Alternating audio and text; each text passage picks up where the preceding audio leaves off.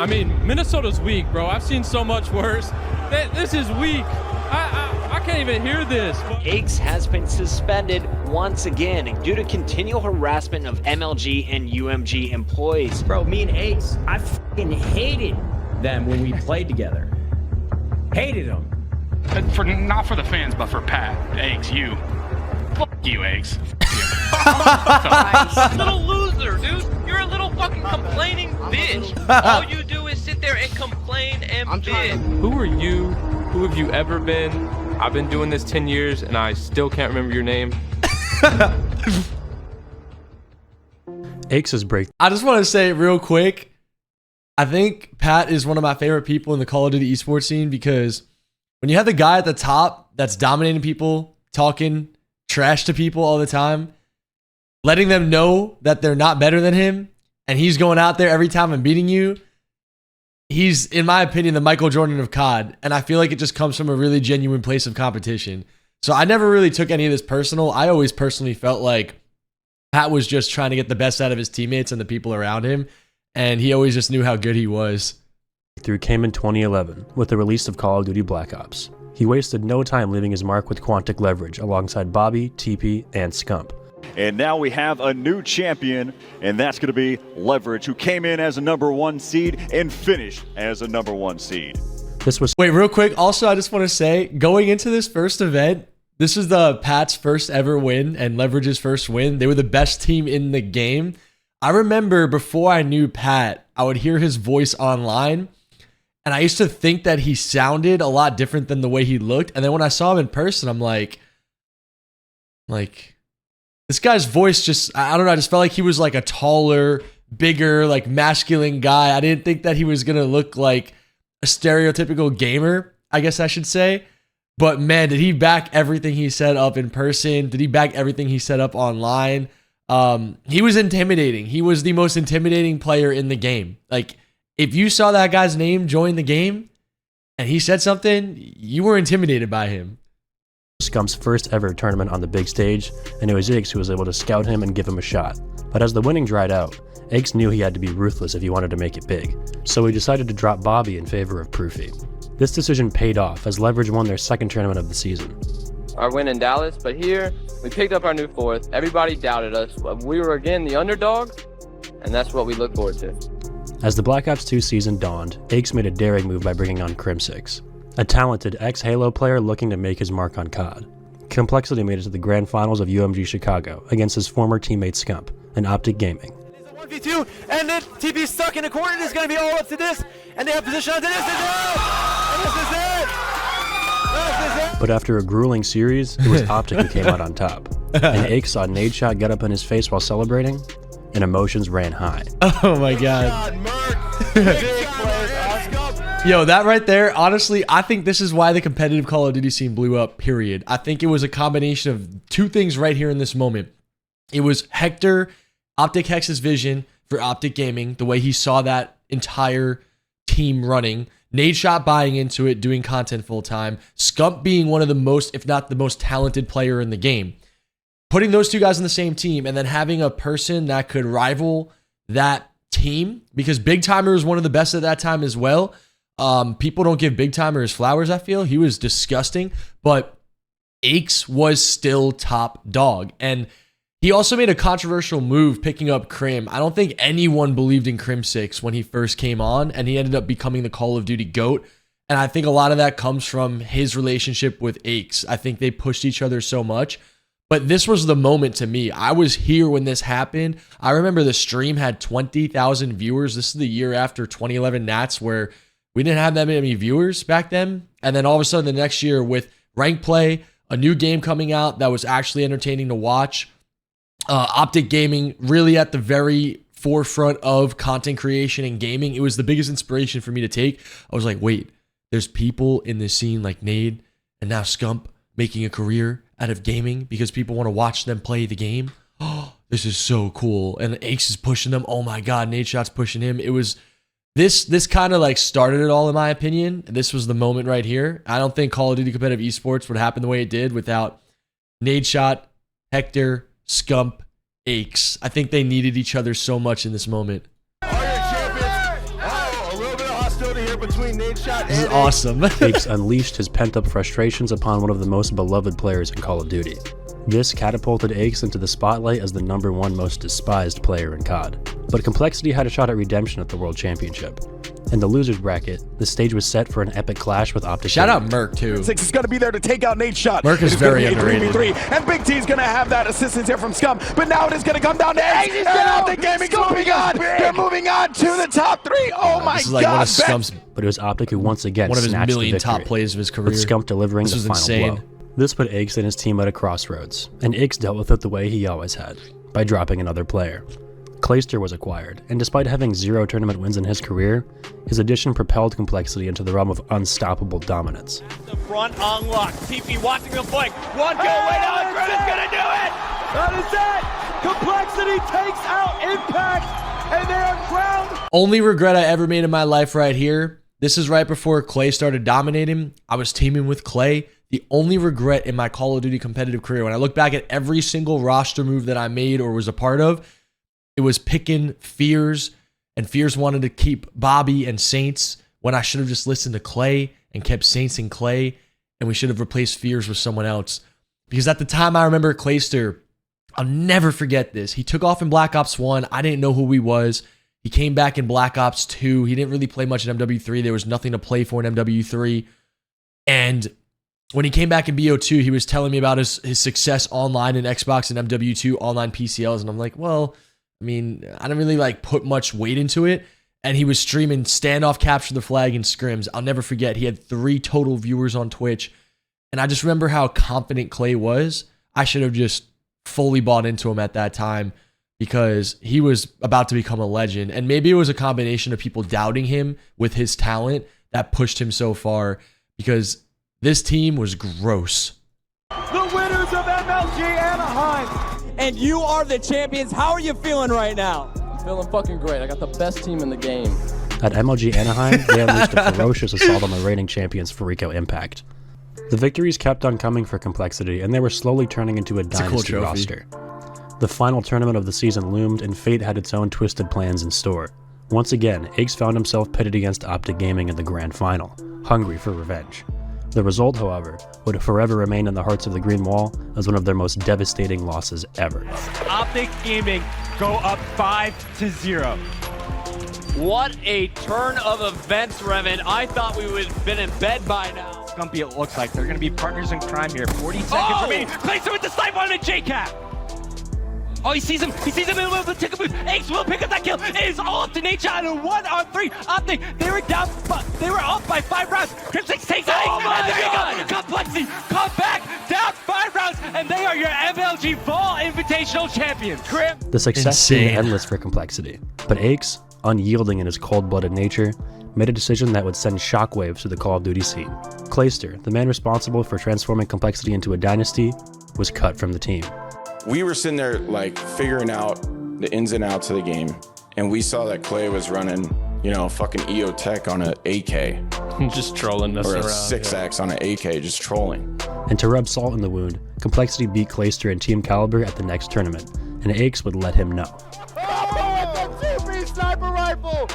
And Aches is going to let him know. That's why they picked up Guy's insane, man. I love Fueled it. by a shared hatred for Aches and Complexity, Clayster joined Optic Gaming, hoping to muster the strength and determination needed to dethrone their rivals. Oh But my Complexity god, that team makes me cringe, man. That Optic team makes me cringe, man. We got finessed. We got finessed by Optic Hex. I can't fault him. That guy's a genius. We got finessed. Oh my god, this event scars me. It scars me to this day. Fortified by the addition of Karma, and proved to be too powerful for anyone to handle. They are going to be crowned your 2014 World Champion winners here. What an amazing play. Man, this Complexity team was amazing. It was a great team. We never lost a map to these guys. And then they won champs because we didn't play them, because we got finessed by Optic Hex. He told Strictly Business what they wanted to hear. Being the captain of Strictly Business at the time, our org owners were really looking to grow, and they wanted the opportunity to go to the Optic house. And I was a fanboy of Optic. I always have been, but I knew that Nadeshot and I weren't really keen on each other back then.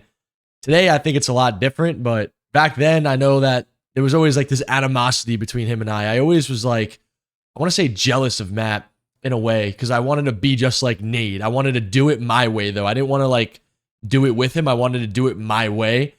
And I thought that when we had our team going into that Optic house, that we shouldn't have scrimmed them because we couldn't lose maps to this cold team at Champs. I knew we were going to beat them if we played them. Shoulda, coulda, woulda, man. But yeah, shout out Optic Hex. I mean, he finessed our Strictly Business org owners. I told him, look, we're going to grow the highest level for winning the World Championship and making content around it, not from doing a Scuff Optic collab at their house to have them play the #1 team in the game for us to make $0 for them to get better. That's actually what ended up happening. We just made them better every day when we played them. We played them at Champs. Optic bodied us. Well, they beat us game 5, but we lost. And then Complexities had the freest run to win this championship. Like, this was like the freest ring ever, man. But they were a dynasty. Pat made a great move. Ultimately, at the end of the day, he dropped Clayster from his dynasty team that he made. He picked up Karma, added Karma to his dynasty team, and they won the ring again. So they really are one of the best teams to ever do it. And these guys struck fear in people. So I think a lot of it stemmed from Pat. They stood tall as champions of the world, cementing their legacy as a true dynasty roster. However, even the mightiest empires can crumble, and the foundation of complexity began to crack, as Aches' teammates dealt with personal circumstances. Optic Gaming's long-awaited vengeance had finally arrived, and it just so happened to be at the prestigious X Games Invitational. The losses continued to accumulate for the team, and Karma soon left. The frustration within Aches grew, and finally, it reached its breaking point. As you may have seen on Twitter just a few moments ago, MLG has announced that Aches has been suspended due to continual harassment of MLG and UMG employees. Whoa, wait, what's this? Hold on. Possible subs? Fears playing for Karma for Cento, Temper, PHAZE FaZe? Wait, what? Wait, FaZe Temper? Wait. I don't remember this. This is crazy. Is this FaZe Temper? Was he supposed to be a sub on Evil Geniuses potentially? Wait. I did not remember this. I don't remember this happening. This is crazy. Due to continual harassment of MLG and UMG employees. As the 2015 season loomed, the winds of change swept the Call of Duty scene. As Ake signed for FaZe Clan, he witnessed all of his former teammates switch allegiances to Optic. At the first event of the season in Columbus, he battled through the matches with stitches in his thumb. But his determination to destroy the green wall gave him all the strength he needed to push through. This guy's the GOAT, man. Versus 3, time is ticking. Oh, Censor! He's just going to kill him. But we're getting by a second. Censor! Unbelievable play. That leaves Nature 1 on 3. He's going to get the kill, though. 29 seconds left. Bomb down. Can he stay alive? Nature, no! FaZe wins like a movie. the championship. FaZe Clan emerged victorious at MLG Columbus, and Aches proved that he didn't need a dynasty to win championships. It's like a movie, man. You know, I'm pretty excited. I think I proved a lot for myself this weekend because my teammates always kind of, well, Teepee more than I teamed with for 4 years. So for me, it's more of a pride thing. I really wanted to come out here and prove that, you know, I am who I am, and I don't need anybody else to, well, other than these guys. I wanted, wait, let's go back here real quick. I wanted to make him so proud. And I don't need anybody else to, well, other than these guys. I wanted to make Pat so proud because I always idolized Pat. What I always like preached to my youth was I want to make my idols my rivals, like everyone that I looked up to in the gaming scene. I wanted to make sure that I earned their respect in every level, not just in competitive COD, but in everything that I would do. I was willing to do whatever it took to earn the respect of the people around me because I never really had much of a support system as a kid, so I only like had myself for a lot of the times. I felt like it was just me alone. So when I had the opportunity to bring Pat into FaZe, I told him straight up, I'm like, Pat, I know that you're really disgruntled, like you created this dynasty team and Optic basically just took all your best players, but we could win with you, Pat. Like I know we will, but if you're joining, Pat, we're not trying to slow down here, man. Like, you know, I was talking to Ricky Banks behind the scenes a lot. Like he and I were very much eye to eye on a lot of different things. We both had insanely crazy high standards and dreams and goals of things that we wanted to accomplish. And I knew how important it was to win. And I just told Pat, like, man, you're my guy. I love you, but like, you got to make sure you're giving me 100, bro. Like you got to give me 100, man. Cause if you don't give me 100, like we're going to have to look in a different direction. And he kind of like half committed, but he gave me his word. And then once he started like nitpicking every day, that's when I knew he was giving me his 100. Like I loved how Pat would always just nitpick and critique all the little things, and very, very toxic to some people, I feel. But for most, if you really understand winning the way that he would, it was really just about like seeing the game at the highest level of excellence and wanting to gain that validation from those types of people. So I feel like this was such a great moment for Pat and his legacy, just because of everything he's been through, having the stitches in his thumb. He's still the only player to this day that had to go through that. He basically would create his own dynasties, win, let people know that he was the best. It would get poached by Optic, and then he would just continue to beat Optic with whoever he wanted. And he also did it with stitches in his thumbs. So I just want to make sure I wasn't going to fuck up the moment for him. Like, I just want to make sure that we could just get that win. That was a very important win for not only just Pat, for myself, but also for FaZe as well. I felt like this was such a legendary moment for the gaming community. At COD Champs 2015, the stage was set for another epic clash between Optic and FaZe. Optic were riding the waves of the remarkable three-peat run and were favorites to win it all. At this point, it is just a matter of time. That does it again. He just does it again, man. Because with 17 seconds left, it's impossible, and FaZe know it. They stand up in the booth. But once again, Ake stepped forward, a thorn in the side of the green wall, shattering their dreams and breaking their hearts.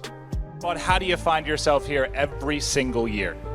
I mean, this has really always been my event. One thing I've always talked about, like, Champs is, where I'm going to go the hardest. And I've always kind of been faulted for not trying certain spots of the year, but Champs is definitely in my spot where I come here and I show up and I go for the win. And that's all it is.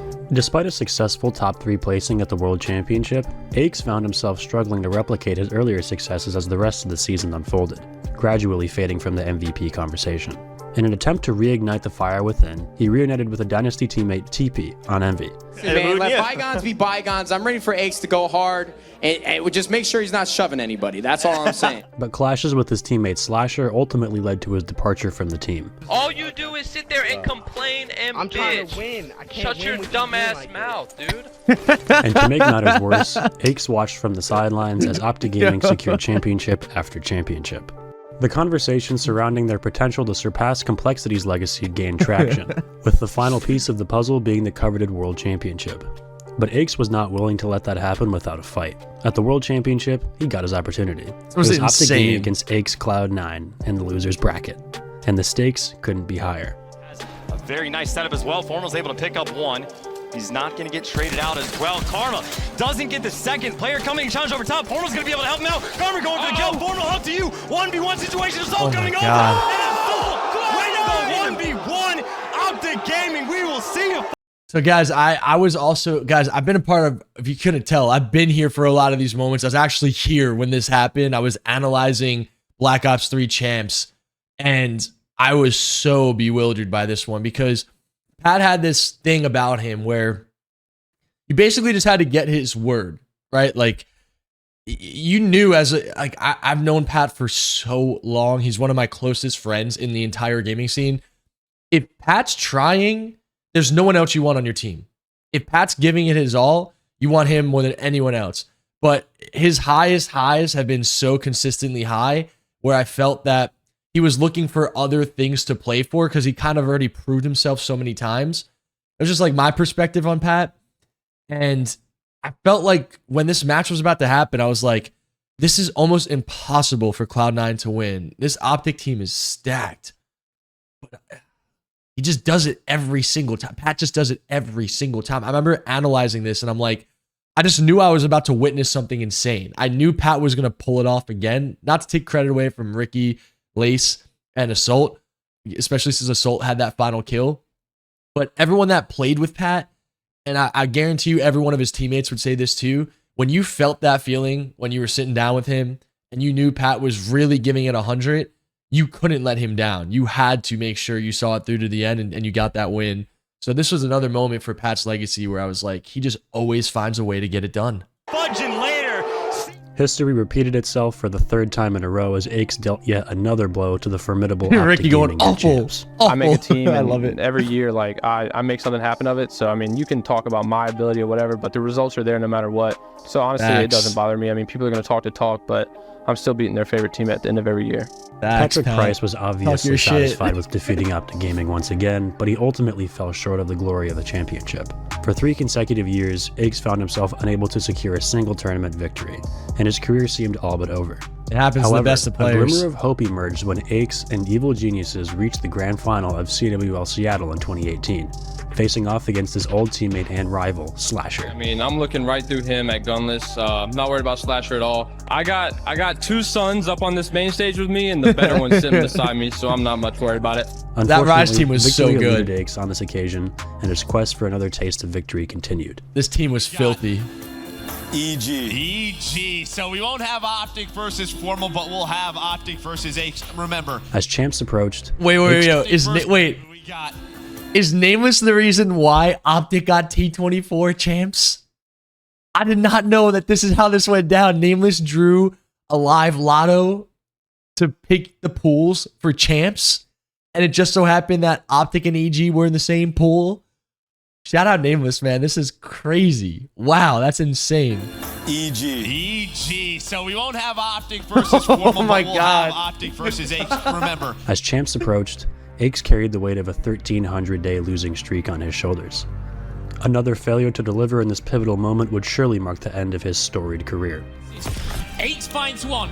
Assault finds another. Just methods. He's going to be taken down. I think it's all over, Miles. Berlin Hadrians, great walls that have fallen throughout history, and now you can add the green wall to that pile. Ladies and gentlemen, Optic Gaming have been eliminated from COD Champs. But Aches' history of destroying Optic's dreams on the grandest stage continued, and Optic suffered their worst placement ever in Champs history, which looked to be the final dagger in Scump's career. However, this mission was far from complete for Aches. Can't challenge Aches. The experience showing, but with 35 seconds left on the clock, it's a showdown. Both tagged again, my goodness. Nobody's able to finish this one off. With Duke being tagged up, the time is ticking. He's got plenty of time to play with, but Aches using the best cover in the game, the bomb site here. He's gonna peek out. The audacity of Aches. He knew that beating Optic Gaming alone would not suffice, and they made it all the way to the grand finals. Standing in their way was Team Caliber, the victors of the previous tournament. They were 1 map away from not even making it to bracket play, but the boots are back on the ground. Aches, once again a world champ. That's 2 rings for Aches, 2 rings for Apathy, and welcome to the club, Cillian Assault, as Evil Geniuses, as an organization, get that first world championship. Against all odds, Evil Geniuses emerged triumphant, securing the title of world champions. And Aches claimed his 2nd ring. If his first ring was attained through sheer dominance, his second was earned through an inspiring underdog story, and proving the haters wrong. Aches could have gone out with a bang and retired following this victory, but he decided to continue competing in the new era of 5v5 gameplay. However, the ensuing years did not treat him as kindly, and in his 12th year as a professional competitor, Aches found himself benched by the LA Gorillas. 1 year later, Aches made the decision to hang up his controller and retire from competitive Call of Duty. As the curtains finally closed on his illustrious career, Aches left an unforgettable mark on the world of Call of Duty esports with his unrelenting drive, his tactical prowess, and his ability to embody the role of the villain. Love him or hate him, there's no denying the impact he has made on the competitive landscape. Man, that kind of hits in the feels. You know, he's like walking away with his man. I don't know if anyone could do it better than Pat, honestly, because I think if you look at modern day COD, it's kind of like Scrappy. I would say Scrappy's the type of guy that would want to talk and like back it up. But like when you get that one chance, that one moment, you have to make sure you deliver. And Pat always delivered. And I think that that's one of the best things about COD esports is when players could like guarantee delivering and actually deliver. It's kind of wild. So I feel like with the new age of Call of Duty, that's probably we're going to start seeing a little bit more of with the way that these stations are like facing each other. I think that the trash talk is only going to become even stronger. And I think it's something that the Call of Duty scene is going to desperately need moving forward for the growth of this community, because this is how you get the best of the best to come out and have their own legacies and their own great moments. And I think that's one of the coolest parts about being a part of Call of Duty esports, is just aspiring to have that one moment, to be seen as one of those players where you're one of the best of all time, or you've had your time, you had your moments. And that's really what all these players should be striving for if they play competitive Call of Duty. You can't always be the best, as you can clearly tell. Everyone's going to have their time when they're at their peak and at their low, and that's totally okay. But as long as you could say that you were able to have your peaks, I think that's what most players play for. So Pat definitely had his, and I loved watching this video.